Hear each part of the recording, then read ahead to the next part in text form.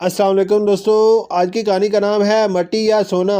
ایک وسیع و عریض محل میں بادشاہ اپنے سنہری تخت پر جلوہ افروز تھا۔ دربار پوری شان و شوکت سے سجا ہوا تھا۔ وزراء ادب سے کھڑے تھے اور سب کی نظریں ایک غریب آدمی پر جمی ہوئی تھی جو پھٹے پرانے کپڑوں میں ملبوس، ہاتھ میں مٹی کا ایک ڈھیلا لیے مسکرا رہا تھا۔ بادشاہ نے حیرانی سے پوچھا، یہ تمہارے ہاتھ میں کیا ہے؟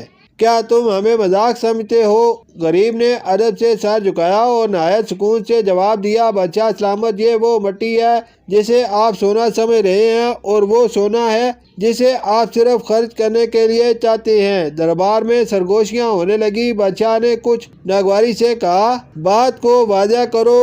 غریب ہلکا سا مسکرایا اور بولا، میں نے اپنی پوری زندگی محنت میں گزاری، قناعت کو اپنایا اور صبر کو اپنی دولت بنایا۔ آپ کے پاس سونے کے انبار ہیں، لیکن دل کا سکون کہاں ہے؟ میں مٹی کو مٹھی میں لے کر بھی مطمئن ہوں، جبکہ آپ سونے کے محل میں رہ کر بھی پریشان ہیں۔ چند لمحوں کے لیے دربار پر گہری خاموشی چھا گئی، جیسے ہر شخص اپنے اندر جھانکنے لگا ہو۔ پھر بادشاہ نے آہستہ سے کہا، اگر سکون ہی اصل دولت ہے تو آج تم ہی سب سے زیادہ امیر ہو۔